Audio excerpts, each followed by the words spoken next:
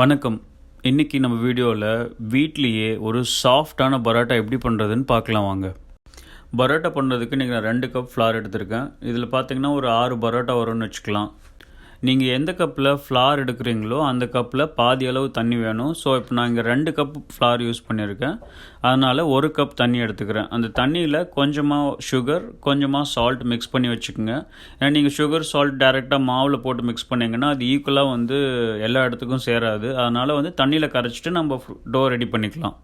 இந்த ரெசிப்பியில் நான் முட்டை யூஸ் பண்ணியிருக்கேன். நீங்கள் வெஜிடேரியனாக இருந்தால் முட்டை இல்லாமையும் பண்ணலாம். முட்டை யூஸ் பண்ணிங்கன்னா கொஞ்சம் சாஃப்ட்னஸ் அதிகமாக கிடைக்கும். இப்போ ஃப்ளாரில் முட்டையை சேர்த்துட்டு நம்ம சால்ட், சுகர் மிக்ஸ் பண்ணி வச்சுருக்க தண்ணியில் பாதி ஆட் பண்ணி டோவை மிக்ஸ் பண்ண ஆரம்பிங்க.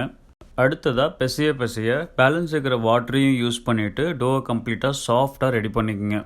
இன்கேஸ் டோ நீங்கள் பிசையும் போது உங்களுக்கு டைட்டாக இருக்கிற மாதிரி ஃபீல் பண்ணிங்கன்னா எக்ஸ்ட்ரா கொஞ்சம் வாட்டர் கூட மேலே ஸ்ப்ரிங்கிள் பண்ணி டோவை நல்லா சாஃப்டாக பிசைஞ்சுக்குங்க. டோ ரெடி ஆயிடுச்சு. அதில் மேலே லைட்டாக ஆயில் அப்ளை பண்ணிவிட்டு ஒரு வெட் கிளாத்தில் கவர் பண்ணி வச்சுருங்க. நார்மலாக இந்த பரோட்டா ப்ராசஸ் டோ ஆரம்பித்ததுலேருந்து டோ ஊற வச்சு வீசுகிற வரைக்கும் உங்களுக்கு ஒரு 2 மணி நேரமாவது விட்டிங்கன்னா தான் டோ நல்லா ஊறி பரோட்டா நல்லா லேயராக கிடைக்கும் உங்களுக்கு. இங்கே இப்போ நம்ம டோ அடித்து மூடி வச்சதுக்கப்புறம் இப்போ ஒரு 45 நிமிஷத்துக்கு அப்புறம் அந்த டோ எடுத்து நீட் பண்ணுறோம். இந்த ப்ராசஸ் பரோட்டாவில் ரொம்ப இம்பார்ட்டன்ட். ஸோ இப்போ நீங்கள் இது மாதிரி நல்லா பரோட்டாவை பிசையும் போது இந்த டோவில் க்ளூட்டன் ஃபார்ம் ஆக ஆரம்பிக்கும். இந்த க்ளூட்டன் தான் பரோட்டாவுக்கு நல்லா ஸ்ட்ரெச்சியும் நீங்கள் வீசும்போது நல்லா பெருசாக பரோட்டா கிளியாமல் வர்றதுக்கும் ஹெல்ப் பண்ணுது. இதே டோவை நீங்கள் வீட்டில் ஏதாவது டோ மிஷினில் பண்ணிங்கன்னா நீங்கள் பரோட்டா ஃபஸ்ட்டு டோ பண்ணும்போதே நல்லா மிஷினில் ஓட விட்டு நீங்கள் எடுத்து ஆயில் போட்டு அப்ளை பண்ணிக்கலாம். ரெண்டாவது ஒரு 45 மினிட்ஸ்க்கு அப்புறம் நீங்கள் எடுத்து இன்னும் கையில் பிசைய தேவையில்லை. நீங்கள் டைரெக்டாக உருட்ட ஆரம்பிச்சிடலாம். இப்போ பார்த்தீங்கன்னா பரோட்டாவை நல்லா நீட் பண்ணியாச்சு. திரும்ப அது மேலே ஆயில் அப்ளை பண்ணிவிட்டு அதே துணியில் கவர் பண்ணி வச்சிடலாம்.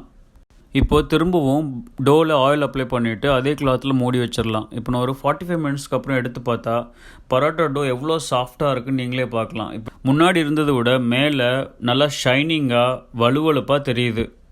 இப்போது பரோட்டா டோவை முன்னாடி பண்ண மாதிரியே திரும்ப ஒரு தடவை நல்லா பிசைஞ்சிட்டு திரும்பவும் ஆயில் அப்ளை பண்ணிவிட்டு டோவை மூடி வச்சுருங்க. திரும்ப நீங்கள் ஒரு 1/2 hour டைம் கொடுக்கலாம். அதுக்கு நான் முன்னாடி சொன்ன மாதிரி அட்லீஸ்ட் ஒரு 2 hours நீங்கள் இந்த ப்ராசஸ் பண்ணால் தான் டோ நல்லா ஊறி சாஃப்டாகவும் பரோட்டாவோட லேயரும் நல்லா வரும். இப்போது 1/2 hour ஆயிடுச்சு. இப்போ பரோட்டாவை எடுத்து கட் பண்ணி பார்த்தீங்கன்னா அது நல்லா ஊறி இருக்குது. அதே மாதிரி நல்லா ஷைனாகவும் இருக்குது. டோ கொஞ்சம் ப்ரூவ் ஆன மாதிரி இருக்குது. அடுத்ததாக நமக்கு என்ன சைஸ் பரோட்டா தேவையோ அதுக்கு தகுந்த சைஸ் போல் சின்னதாக உருண்டைகளாக உருட்டி வச்சுக்கலாம். நீங்கள் உருட்டினீங்கன்னா ஆல்மோஸ்ட் ஒரு 8 உருண்டை வருது. திரும்ப உருண்டைகள் மேலே கொஞ்சம் ஆயில் அப்ளை பண்ணிவிட்டு துணி வச்சு கவர் பண்ணி வச்சுருங்க.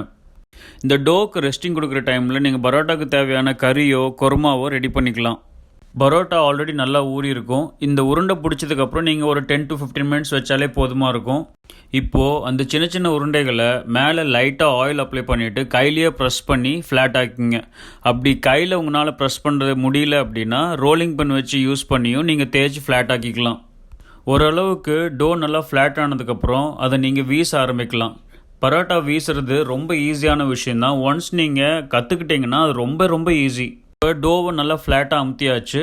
ஒரு கையை அடியிலையும் இன்னொரு கையை மேலேயும் வச்சு நான் வீட்டில் நார்மலாக துணி துவைக்கிற மாதிரி பரோட்டாவை லைட்டாக வீசுங்க. உங்களுக்கு இது வீசுறதுக்கு வரல அப்படின்னா நீங்கள் ரோலிங் மில்லையே நல்லா தேய்ச்சி இது மாதிரி ஃப்ளாட் ஆக்கிக்கலாம். இப்போ நல்லா ஃப்ளாட் ஆகி தின் ஷீட் மாதிரி இருக்கிற டோவில் ஆயில் அப்ளை பண்ணிவிட்டு இதை ரோல் பண்ணி ரவுண்டாக வச்சுருங்க. இப்போ ரோல் பண்ணி வச்ச பரோட்டா பார்த்திங்கன்னா உள்ளே ஏர் பபிளோட சூப்பராக இருக்குது. நம்ம ஃபஸ்ட்டு பார்த்தது ஒரு முறை. ரெண்டாவது வேறு மாதிரியும் பரோட்டாவை எப்படிலாம் ஃபோல்ட் பண்ணலான்னு பார்க்கலாம். நான் முன்னாடி கையிலேயே தேய்ச்சி பண்ணேன். இப்போ நான் ரோலிங் பின் வச்சு ஷீட் பண்ணி பரோட்டாவை வீசி காமிக்கிறேன். இப்போ ரோலிங் பின் வச்சு தேய்ச்சாச்சு. நான் முன்னாடி சொன்ன மாதிரியே ஒரு கை அடியிலையும் ஒரு கை மேலேயும் வச்சு பரோட்டாவை துணி துவைக்கிற மாதிரி லைட்டாக வீசுங்க. இப்போ டோ கிளியாமல் நல்லா ஸ்ட்ரெச் ஆகி பெருசாக வந்துடுச்சு. இப்போது டோவில் லைட்டாக ஆயில் அப்ளை பண்ணிவிட்டு இதை ஃபோல்ட் பண்ண ஆரம்பிச்சிடலாம். நீங்கள் பரோட்டா கிறிஸ்பியாக வரணும்னு நினச்சிங்கன்னா இது மாதிரி ஃபோல்ட் பண்ணும்போது பரோட்டா நல்லா கிறிஸ்பியாக வரும். அதே போல் இது ரொம்ப ஈஸியும் கூட. இதை அப்படியே எடுத்து நம்ம ஹாட் பிளேட்டில் போட்டு குக் பண்ண ஆரம்பிச்சிடலாம். இப்போது 2 டைப் பரோட்டா ஃபோல்டிங் பார்த்தாச்சு. அடுத்தது 3வது பார்க்க போகிறோம். முன்னாடி சொன்ன மாதிரியே பரோட்டாவை நல்லா வீசிட்டு ஒரு சின்ன கத்தியில் பரோட்டாவை நல்லா கோடு போடுங்க. இப்போ டோ நல்லா கிழிஞ்சிருக்கு. இதை அப்படியே ஒன்று சேர்த்து உருட்டி ரோல் பண்ணி வச்சுருங்க. இப்போது 4வது டைப் பரோட்டாவை வீசி எடுத்துகிட்டு வீட்டில் துணி மடித்து வைக்கிற மாதிரி நல்லா மடித்து ரோல் பண்ணி வச்சுருங்க. அடுத்ததாக 5வது டைப் பார்க்க போகிறோம். வீசின டோவை கையிலேயே ஃபோல்ட் பண்ணிவிட்டு வந்து ரோல் பண்ணிடுங்க. இது வெரி சிம்பிள் மெத்தட். இப்போ பார்த்தீங்கன்னா 5 வகையாக நம்ம பரோட்டாவை வீசி ரோல் பண்ணி வச்சுருக்கோம். அடுத்ததாக நம்ம வீசின எல்லா டோவையும் குக் பண்ண போகிறோம். நான் இங்கே ஒரு நான்ஸ்டிக் பேன் யூஸ் பண்ணியிருக்கேன். இங்கே குக்கிங்கோட சிம்பிள் மெத்தட் என்னென்னா, இதை நான் வந்து கவர் பண்ணி குக் பண்ண போகிறேன். இது மாதிரி நீங்கள் கவர் பண்ணி குக் பண்ணும்போது, பரோட்டா குக் பண்ணும்போது அந்த டோலேருந்து வர்ற ஸ்டீம் அந்த மூடிக்குள்ளேயே ஸ்டே ஆகி பரோட்டாவை இன்னமும் ரொம்ப சாஃப்டாக கொடுக்கும் உங்களுக்கு. அதே மாதிரி நீங்கள் பரோட்டா குக் பண்ணும்போது உங்களோட ஸ்டவ்வை எப்போதுமே ஸ்லோவாகவே வச்சுக்கோங்க. நீங்கள் இது மாதிரி பரோட்டா செஞ்சு ஒரு தடவை வீட்டில் ட்ரை பண்ணி பார்த்துட்டிங்கன்னா அதுக்கப்புறம் கண்டிப்பாக கடையில் போய் பரோட்டா வாங்க மாட்டீங்க, வீட்லேயே தான் எப்போதும் பரோட்டா செய்வீங்க. ஃப்ளாட்டாக ஃபோல்ட் பண்ணி வச்சுருந்த பரோட்டாவை நம்ம அப்படியே எதுவுமே பண்ணாமல் குக் பண்ணி எடுத்துட்டோம். இப்போ ரவுண்டாக சுருட்டி வச்சுருந்த பரோட்டாவை லைட்டாக ஆயில் போட்டு கையில் நல்லா அமுத்தி ஃப்ளாட் ஆக்கிட்டு அதுக்கப்புறம் முன்னாடி குக் பண்ண மாதிரியே ஒரு சைடு போட்டு கவர் பண்ணி திரும்ப இன்னொரு சைடு போட்டு கவர் பண்ணி குக் பண்ணி எடுத்துக்கலாம். இப்போது எல்லா பரோட்டாவையும் 1 by 1 குக் பண்ணி எடுத்தாச்சு. இப்போது அதோட லேயர்ஸ் எப்படி வந்திருக்குன்னு பார்க்கலாம் வாங்க. இப்போது குக் பண்ணி எடுத்த பரோட்டாவை லைட்டாக 2 சைடு கையை வச்சு தட்டுங்க. இப்படி தட்டும்போது என்ன ஆகும்னா, நம்ம வீசி மடித்து வைக்கிறப்போ உள்ளே வந்த லேயர்ஸு ஓப்பன் ஆக ஆரம்பிக்கும். இப்போது ஃப்ளாட்டாக தட்டின பரோட்டாவை சைடில் ஓப்பன் பண்ணி பார்த்தீங்கன்னா நல்ல லேயர்ஸாக வந்திருக்கு.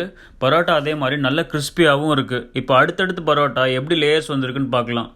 இது பார்த்தீங்கன்னா நம்ம ஃபஸ்ட்டு அடித்து எடுத்து வச்ச பரோட்டா உள்ளே நல்ல லேயர்ஸ் வந்திருக்கு.